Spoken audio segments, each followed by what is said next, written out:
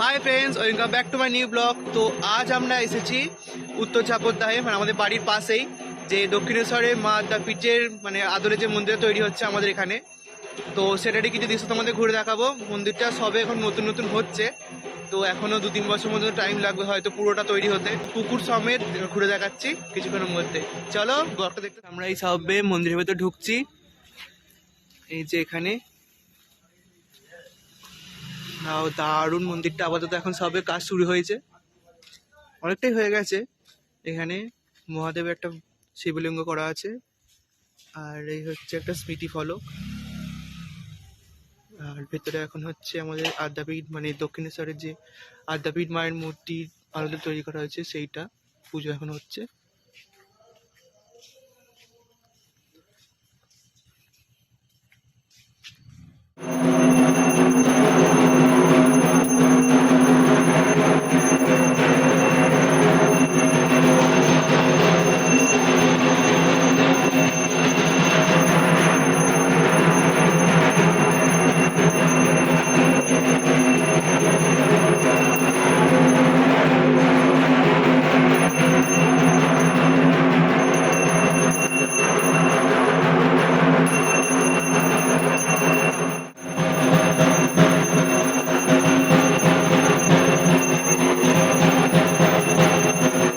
মন্দিরটা side position, সাইডে সব মন্দিরটা দারুণ হচ্ছে এখন আপাতত। এখন অনেক টাইম লাগবে, টাইম এখন কিছুক্ষণ বাকি আছে।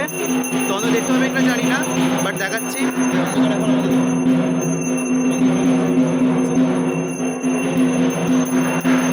অনেকটা বড় জায়গাটা নিয়ে হচ্ছে মন্দিরটা, ভেতরে পুজো হচ্ছে এখন আপাতত। দেখবে তোমরা, এখন মন্দিরের কিছুটা ঘুরে নিই, তোমাদেরকে দেখাচ্ছি। চলো যাচ্ছি মন্দিরের পুকুরের দিকে। এই হচ্ছে পুকুর, বিরাট বড় পুকুর আপাতত, বিরাট বড় সব দাঁড়িয়ে আছে ওখানে। আর এদিকে হচ্ছে এখন মন্দিরের পেছন দিকে যাচ্ছি আমরা, দেখাচ্ছি।